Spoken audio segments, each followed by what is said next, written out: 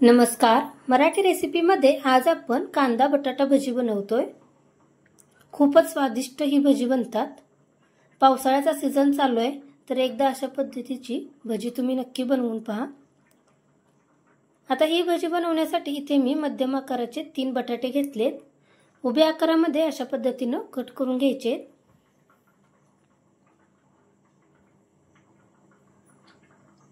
इथे बटाटे कट करून घेतलेत। यानंतर हे बटाटे काळे पडू नयेत यासाठी मी पाण्यामध्ये ठेवते। आता मध्यम आकाराचे 2 कांदे घ्यायचे, ते सुद्धा असे उभ्या आकारामध्ये कट करून घ्यायचे। हाताने थोडेसे असे मोकळे करून घ्यायचे। यानंतर आपण कोथिंबीर आणि 2 ते 3 हिरवी मिरची कट करून घेऊया। आता या ठिकाणी मी एका भांड्यामध्ये कांदा काढून घेतलाय, यामध्येच हा बटाटा घालायचा आहे।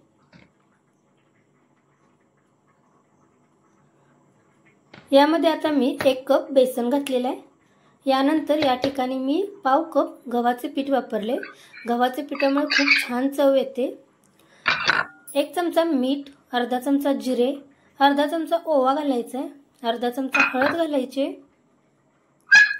यानंतर अर्धा चमचा धनेपूड घातले, अर्धा ते 1 चमचा होईल इतकी धनेपूड घातले, अर्धा चमचा काश्मीरी लाल मिर्च पावडर घातले आणि अर्धा चमचा होईल एवढे आलं लसूण पेस्ट घातले।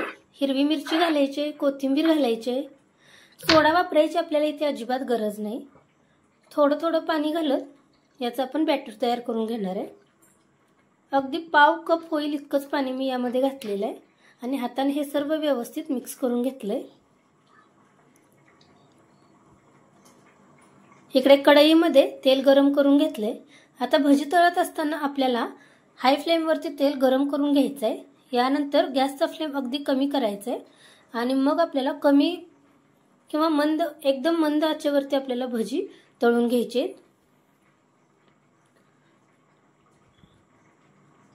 एकदम कुरकुरीत ही भजी तयार होतात।